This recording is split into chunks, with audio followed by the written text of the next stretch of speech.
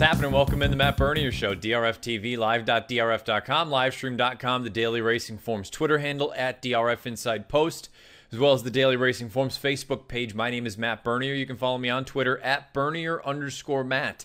This is the preview edition of the Matt Bernier Show. Things are going to be a little bit different here this week. I alluded to it in the recap edition, which you can find over on YouTube or the video.drf.com page or anywhere you listen to your podcasts. This is going to be a recap of two-year-old action from the recently concluded Saratoga and Del Mar meeting. Someone had asked for it earlier on in the meet, said I would go ahead and do so, and here we are. I'm going to break it up. This week is going to be the two-year-old males from Saratoga and Del Mar, and then next Friday in the preview will be the two-year-old females going from Saratoga to Del Mar. So if you listen to this in podcast form, like most of you do, YouTube, SoundCloud, iTunes, video.drf.com. Over on YouTube, click that subscribe button. You'll get all the latest offerings from DRF TV. Give us a thumbs up as well. And then over on iTunes, write us a review. Give us a positive rating. It's always, always greatly appreciated. Again, the way that we're going to do this, I was trying to think of the best way to handle it. I'm going to rattle off to you the 10 fastest final sort of buyers for two-year-olds, starting with the males this week, the females next week. We'll start off at Saratoga, and then we'll transition over to Del Mar, give you a few replays, give you a couple of PPs to take a look at. And again, this is probably nothing more than something for you guys. Go into your DRF Horse Watch. Maybe you want to file these names away because these at this point are the fastest from a buyer standpoint. There are going to be other interesting horses, I'm sure, that pop up. I believe they also all happen to be on dirt because it's very difficult for these two-year-olds to get very fast figures on turf. So maybe that's something that you're going to want to go in and do a little bit of homework on your own. Or if you have any specific questions about certain horses, just let me know and I can try to incorporate it into any sort of a video. So again, there won't be any previews with races this week.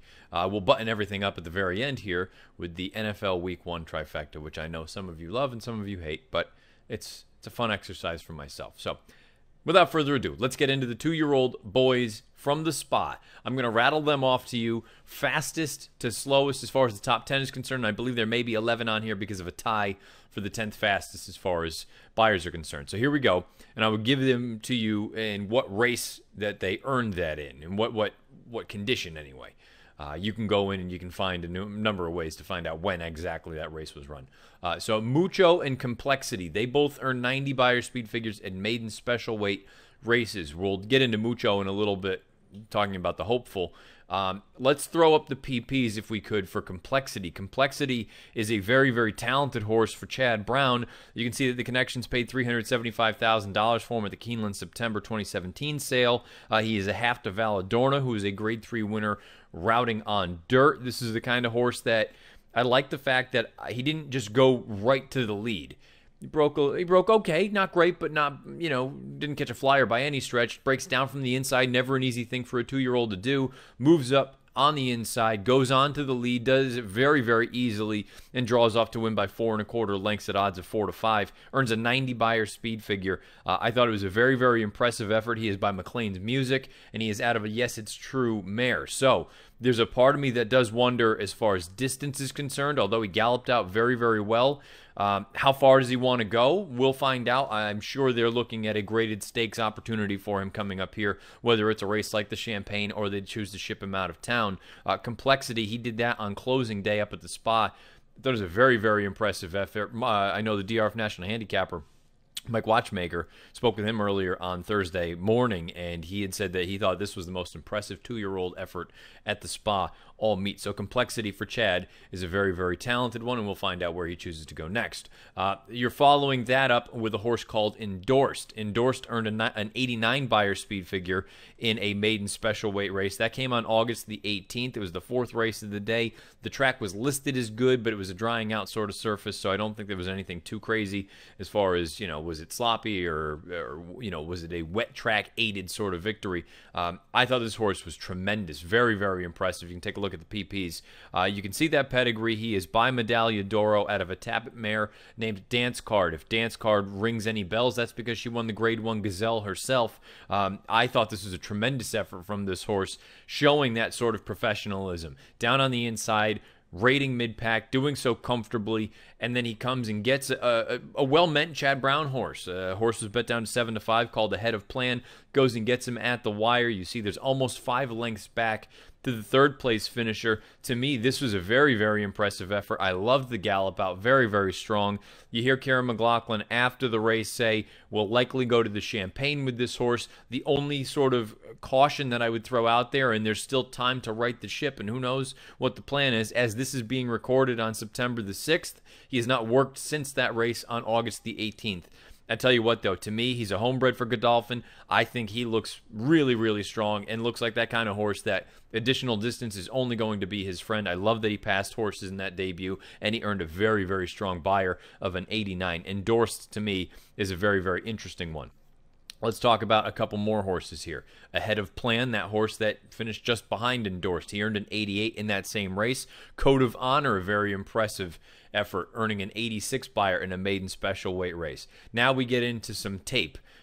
We've got a couple horses coming out of the closing day main event, the Grade 1 Hopeful, Mind Control, and Mucho. Mucho, we had discussed, he earned the co-highest buyer as far as 2-year-olds are concerned up at the Spa this summer with a 90. He comes back as the favorite in the Grade 1 Hopeful, and he's defeated by a very, very talented horse in Mind Control. Here's Larry Colmus with the stretch run of this year's Hopeful.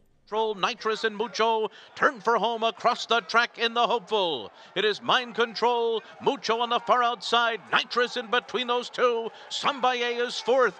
3 of them still going at it. Mind Control, Nitrous, and Mucho. They continue to race across the track, and Mind Control is clinging to the lead. Mucho on the outside is second best to Mind Control in the Hopeful. I think each one of these horses is talented. It'll be interesting to see ultimately where we want to go and what the next sort of move is, what the next step is. To me, it sounds like there's a real scenario where a couple of these horses match up again. Mind Control, I would imagine they're looking at the Champagne. Talked about it in the recap. Gregory Sacco said nothing is set in stone, but the logical progression for this horse would be to go to the Champagne. I thought it was an okay effort from Mucho. Nothing terrible by any stretch of the imagination.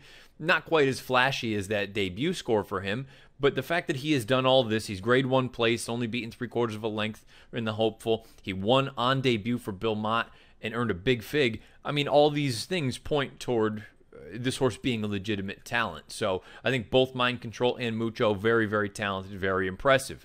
We move on to buyer speed figures of 82. One of them was in a maiden special weight race. That was Wild Medaglia d'Oro. The other one, Call Paul. Call Paul, the winner of the Saratoga Special. We can take a look at that. He gets the job done over Tight 10, who earns an 80 buyer in the special. Here's Larry Colmus with the stretch run. On the outside, Tight 10, spin off, swings off the rail, tries to run down the top 2 who are stride for stride, and bumped briefly there with 1 furlong to run. It is Tight 10 and Call Paul. Call Paul, Tight 10, spin off is third. Call Paul digs in. Tight 10 tries to get by, but Call Paul's got something left. And Call Paul's gonna win the Saratoga Special. Tight 10 was second, spin off. Both of these horses are talented, no question about it. Earning 80s or better at this time of year for a 2-year-old, I think that's when you're kind of starting to separate the legitimate potential down the road as opposed to some of the horses that maybe they're just precocious and now they've already plateaued. I think Call Paul is a nice horse. I'm not totally convinced he's going to be a long-distance horse, but he doesn't have to be. There are plenty of races for him, plenty of opportunities ultimately. And he's a very, very game horse. And I think that's something that you can't overlook. And you also, it's hard to ignore the fact that Call Paul and Mind Control, they both had hooked up earlier on in their career. So I think those horses are both very, very talented. And then we wrap things up with a maiden special weight winner for Dallas Stewart with Classy John. He earned an 80 buyer as well. So those are your top 10 as far as the males are concerned from Saratoga, with the buyer speed figures, with a couple of races on tape. It's easier to get tape if you don't have any sort of a replay service or you're not a formulator user, which you should be, but that's neither here nor there. It's a little bit more difficult to get the Saratoga videos. Del Mar, though, does a very, very good job, and they put all of their replays up on YouTube.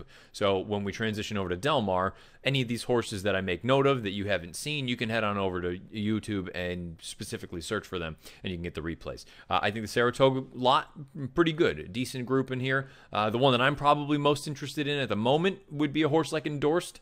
We'll find out. Hopefully he gets back on the track and he works in the morning here shortly so we can get ready for a race like the Champagne, if that is the plan. And then hopefully, fingers crossed, you go from the Champagne onto a race like the Breeders' Cup Juvenile. That's what all these horses are looking to do. They're looking to finally get there and hopefully be potentially the superstars of tomorrow. So we'll see what happens. The 2-year-old group up at the Spa this year thought was pretty solid. Not exceptional, but pretty solid. And you had some really salty efforts and strong efforts later on in the meet. That's Saratoga with the boys. We'll button that up. Let's head on out to the West Coast, down where the turf meets the surf, down at Old Del Mar. Move out to Del Mar to talk about the 2-year-old boys. Now, there's going to be a number of horses showing up on this list that I just spoke about, recapping the Del Mar Futurity. Again, you can find that recap over on the recap edition of this show over on YouTube, on the Daily Racing Forums YouTube channel, or video.drf.com, or anywhere else you listen to your podcasts. So I'm not going to go too deep into the Futurity.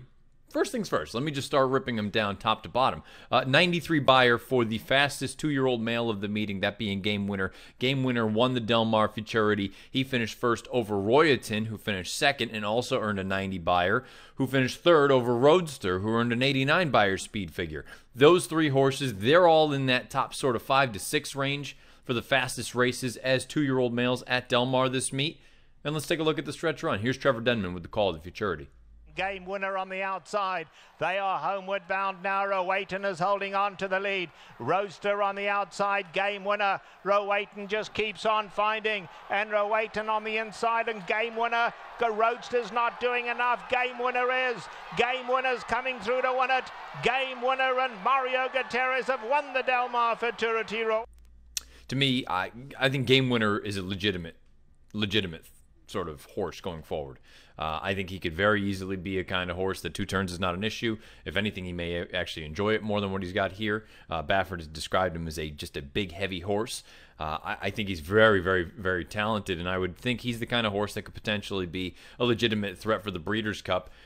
As far as the other 2 are concerned, Royalton, you see he's still a little bit on the green side. He's probably a little bit too fast for his own good at this point. I don't know what his game is. I don't know if he's going to be a router or if he's going to be one of those sort of 7/8 kind of horses. I'd almost rather see him stay at the 1-turn configuration for the time being, but I realize we're at that point in the year where if you want to run in the American Pharoah coming up in a few weeks at Santa Anita, that's 2 turns. You want to ship to Churchill Downs for a race like, I believe it's the Iroquois, 2 turns. The only 1-turn sort of race you're going to get is the Champagne. Now, perhaps you'd ship him out there to run in a spot like that, but I understand now is that kind of time where if you're looking for a stakes race, graded variety, grade 1 variety, you're probably going to have to go 2 turns with him. Roadster, Baffert was very, very disappointed in that effort. And by the way, Roadster is also on this list for his maiden special weight score. He earned an 81 buyer in that race. He expected more. And the fact that Baffert was as disappointed as he was leads me to believe that this horse is a serious, serious runner. Because how often do you hear Baffert say, oh, well, you know, I expected a heck of a lot more when you finish 3rd in a grade 1 and you're only beaten by a little more than, 2 lengths. So I think that's a positive sign anyway, going forward for that horse. Of those 3, I much prefer Game Winner, not just because he's the fastest one right now, but I think he has the most sort of scope for improvement. I think he's very, very talented. Now, some people would argue that he is not the most talented graded stakes winner that ran at Del Mar, as far as the boys are concerned, on the main track in a graded stakes race. That honor potentially could go to Instagrand. Instagrand is the 2nd fastest from a buyer standpoint. He earned a 92 buyer speed figure. That was in the Best Pal Stakes, going back about middle of the meeting. He chose to bypass, or the connections did anyway, to bypass the Futurity in favor of the American Pharoah. And just in case, it's been a little while, it's been a few weeks, if you forgot what Instagrand looks like, here's the stretch run of the Best Pal. They're at the top of the lane, and Instagrad now's given his head and he's striding away very, very impressively. And look at this guy go. Instagrad 9-10 lengths coming home to a scintillating performance in the Best Spell. Could not have been more impressive. Drayden Van Dyke just let him run along on his own. I'd say he's impressive. He's won both of his career starts by more than 10 lengths, one of them at Los Alamitos, one of them at Del Mar. We'll find out if he can successfully stretch out to 2 turns, as well as handle other legitimate runners like the Game Winners, like the, you name it, whomever else it may be. those kind of horses of the world. I think Instagram, again, talent. I think the talent for the 2-year-old males out on the West Coast is just overflowing. I think it's a very, very strong group, and I wouldn't be surprised at all if we found out that any one of those horses ends up going on to the Breeders' Cup and ends up being one of the favorites in there. I think they're all legitimate threats, but of those, look, I think it's very difficult to separate any of them. Some folks would even go another step and say the most talented horse of the Del Mar meeting for 2-year-old males didn't even race in a graded stakes race. And I'll tell you what, we're not going to show you the replay. We're going to throw up the PPs, though, for Tale of the Union. This is a Bob Baffert trainee. You can head on over, like I said, to YouTube. He ran on August the 26th in the 4th race. He's a New York bred, which I find very, very interesting. He's by Union Rags out of a Tail of the Cap mare. They paid just under $1 million for him. I think this horse is awesome. His debut was sensational. You see he has come back and he fired a bullet at Del Mar yesterday. This was recorded on Thursday, so on September the 5th, he fired a bullet 5/8 of a mile in a minute in a fifth. I think this is a really, really talented horse. I loved everything about that debut. He galloped out like an absolute monster. I think he could be any kind.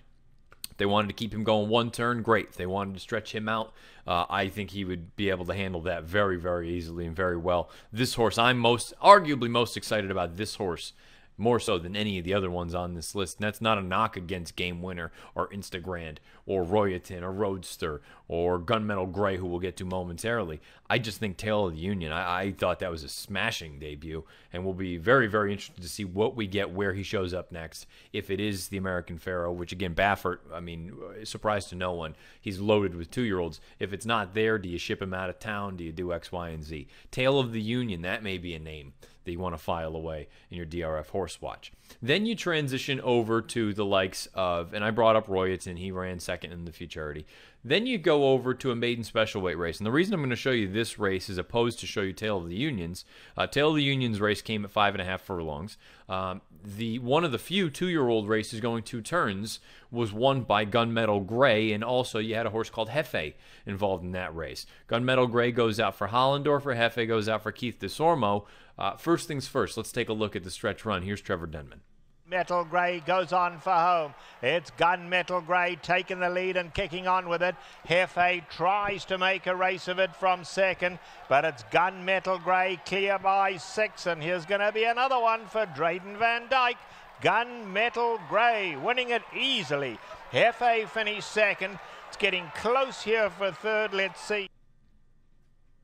So when you get an instance like that where, okay, as impressive as Gunmetal Gray was, he pops to his left lead for the final 16th of a mile, I suppose you can chalk that up to being a little bit green because he certainly wasn't tired at the end. He galloped out like an absolute monster. I think he's very, very talented. He's another one that you've got to look at and say, okay, well, what does he have over the other names that we've discussed already on this list? He has a win going 2 turns, and we'll find out if he shows up in a race like the American Pharaoh or he goes somewhere else. But I think he's a very talented runner. He goes out for Hollendorfer, very similar to Baffert. 2-year-olds all over the place for Hollendorfer over the course of this meeting. Hefe is the kind of horse that I think he's going to get a little bit lost in the shuffle. He only earned a 78 buyer there, and for what it's worth, Gunmetal Gray earned an 89 buyer speed figure. Hefe is the kind of horse that I kind of look at him and say, and I had said this way back when, I don't remember what I was talking about him on, what show, whether it was one of these shows or it was Out of the Gate or whatever else it was, or if it was to someone directly. I think Hefe, he wants distance. I don't think he's a dirt horse. I have a funny feeling he's going to end up being a turf horse, a nice turf router. He's the son of Curlin. He just didn't seem like he got outpaced about middle of the race, and then Kent had to push on him. He made that sort of premature move. I think that took a little bit of starch out of the sails. I think he's the kind of horse that I think he'll appreciate getting to turf, whether that's at Santa Anita or that's somewhere else. I think Hefe is okay. So that now we're all kind of out of sync. So you have Gunmetal Gray with an 89. You have Roadster in that Futurity, which we already saw here, in an 89. Magic on Tap, a maiden special weight horse. He came and earned an 82 buyer. Already spoke about Roadster. His maiden special weight race, he earned an 81. Hefe, just talked about him. He was in that race that you just took a look at. And Game Winner, he earned a 77 in his maiden special weight, his debut. So he came back and bumped up his buyer significantly, about 16 points into the 93 range. I look, again, very similar to the Saratoga horses. I think they are strong. I don't think they're off the charts. You know, I think there's plenty of time for others to start catching up, but I think you've got a pretty decent group put together on both coasts for the boys anyway. We'll find out in time how they progress, because it is one of those things. Are some of these horses precocious, or is this a sign of things to come? Sometimes they don't continue to develop as they go on. Kind of like the kid, if you're playing softball or you're playing baseball when you're younger. So I'm thinking baseball because that was me, but you know, you're in middle school, you're in 6th grade, and there's one kid that's 6'3", and everybody else is, you know, 5'8", and they're growing into their bodies. Well, that kid that's 6'3", he doesn't get any bigger as time goes on, and he doesn't necessarily get any better, whereas everyone else who was battling with him in those sort of grade school times, once you get into high school, which I guess technically still is grade school, everybody continues to develop. It gets bigger and stronger, and they actually pass him by. So that's kind of a way to look at some of these 2-year-olds. Some of them are just going to be much better as 2-year-olds than they are older horses, and vice versa. You have some horses that it's going to take them a little bit of time to grow into their body and figure out what they're doing, and then they're going to go on and have bigger and greater success. So I think it's an exciting time. It's one of my favorite times of the year, when the 2-year-olds start to come into focus, and you can start to take a look and see who's going to appreciate going out to 2 turns, who's going to appreciate different surfaces, who is this, who is that. It's one of the best times, and it's one of the most fun pieces of handicapping anyway, in my opinion, where you're trying to dissect the puzzle, trying to put it together. This piece may not fit over here, but maybe it's not going to happen today or tomorrow, but over here, this piece might fit in here. So I think it's a good time. Again, I guess I would say the horse that I'm most interested in, I said the most interesting 2-year-old male at Saratoga for me would be Endorsed. The most interesting 2-year-old male at Del Mar for me would probably be Tale of the Union for Bob Baffert. We're going to spin things a little bit different. It's been many moons since we did this. But guess what? We are here. This is being recorded on Thursday. That means tonight is opening night for the NFL season. It's the Eagles and the Falcons. That game I'm not going to go over, but I'll give you three picks for the Week 1 NFL Trifecta. Let's take a look. All right, boys and girls, this is a new era for this whole little exercise. The week, whatever it is, this is Week 1 NFL Trifecta here on the preview show. Look, last year was a dumpster fire. Clearly not up to par. The year before, we ended up positive in the black. So hopefully we can rebound to that. But the reason it's also a little bit different this year is because you can actually do it here in the States legally outside of Las Vegas and some of them. New Jersey, Delaware. You got a couple other states that are getting ready to jump in. So this is going to be something that gets talked about more and more. Maybe you've got a guy still or a girl. You've got other ways of getting around things. We'll throw it out there. The way this whole thing works, if you haven't been paying attention all those other years, or you're new to it, whatever it is, give you three games every weekend. They have to be the Sunday or Monday game. I'm not going to deal with the Thursday game, even though this is recorded well in advance of that. And basically, it's just against the spread. And we keep track of it, keep a tally going out through the entirety of the year, for better or for worse. Last year, it was damn sure for worse. Hopefully, that is in the rear view. Let's start off with the first game. I'm going to go with the Tennessee Titans at the Miami Dolphins, and these lines are all provided from Bovada. You can head on over to Bovada and take a look at the time that this is being recorded. Titans at Dolphins. Dolphins, I'm going to take them catching 1.5.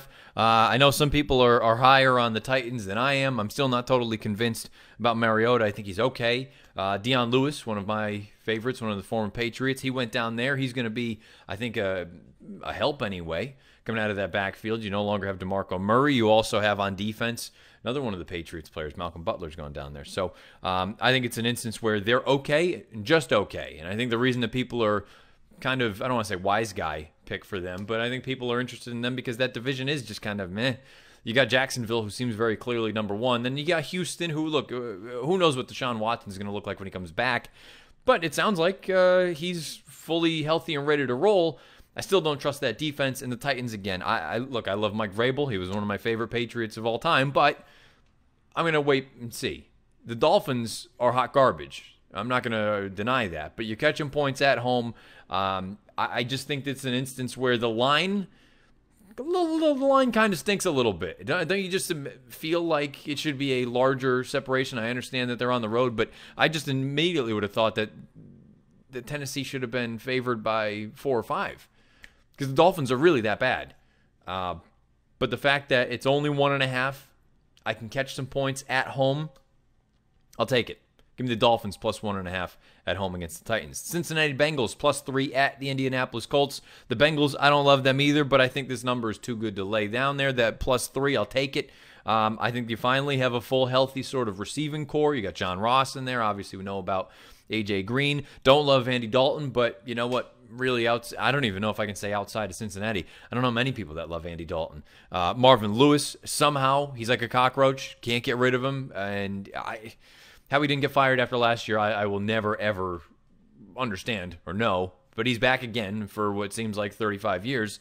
I don't think that team is any good, but it's just more an indictment on the Colts. I think the Colts are terrible on defense. That defense is still just atrocious. And Andrew Luck, I mean, at the end of the day, if you think he can play still, then sure. I mean, you can take a shot here. It's not like the Bengals defense is spectacular. I believe Burfict is out for the first 4 weeks anyway.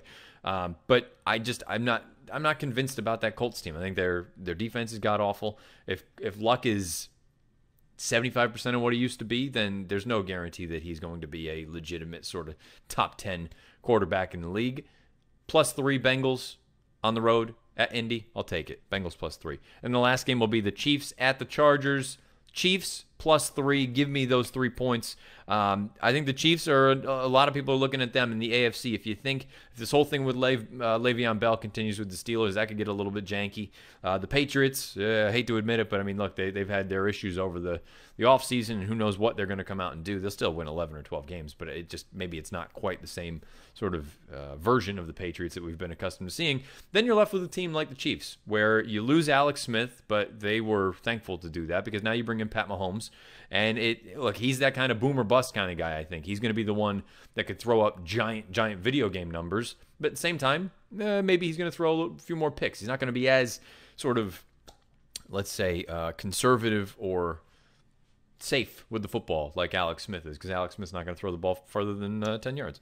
I just think that could be a very, very interesting move now. That offense could be just take the top off of it, could light up things. And the Chargers, on the flip side, I think a lot of people all of a sudden think that they're like a legitimate Super Bowl threat. They're the Chargers still, at the end of the day. I know Phillip Rivers is serviceable. I've never been a fan of Melvin Gordon. They just re-signed Antonio Gates because Hunter Henry is out with a blown-out knee for the entirety of the season. I do think Mike Williams is going to be okay for them. Big target down there. I think he's going to be all right. A lot of people love Keenan Allen. I'm not a huge fan. Unfortunately, I had to take him first in one of my fantasy drafts last weekend. It is what it is. I don't think the Chargers are quite as good as people are making them out to be. We'll find out. This first week is always a little bit of a crapshoot. I think the Chiefs are actually pretty good. Give me the Chiefs plus 3 on the road. So a recap. Titans at Dolphins. Give me the Dolphins plus 1.5. Bengals at Colts. Give me the Bengals plus 3. And the Chiefs at the Chargers. Give me the Chiefs plus 3. All of those lines on Bovada. There it is. The NFL Week 1 trifecta here on the preview edition of the Matt Bernier Show. If you've been listening live on Friday, thank you for doing so. Live.drf.com, livestream.com, the Daily Racing Forms Twitter handle, at DRF Inside Post, as well as the Daily Racing Forms social media pages. Facebook page, I should say. Had a little brain fart there. If you listen to this podcast form, like most of you do. YouTube, SoundCloud, iTunes, video.drf.com. If you're over on YouTube, click that subscribe button, give us a thumbs up. You're over on iTunes, write us a review, give us a positive rating. Questions, comments, concerns, any other 2-year-olds that you want me to discuss or think about anyway, as far as the males are concerned, on Twitter, at Bernier_Matt, or beneath the video player on the YouTube channel. I'll be back with the recap edition coming up on Tuesday, going back and taking a look at some action from this upcoming weekend, whether it's Kentucky Downs or Belmont Park or anywhere else. And then the preview edition next week will be very similar to this one, except we will be looking at Saratoga and Del Mar, the 2-year-olds, the girls. We'll be going over those as well as the Week 2 NFL trifecta. So best of luck this weekend, however you're playing, whatever you're playing, wherever you're playing. This has been the preview edition of the Matt Bernier Show.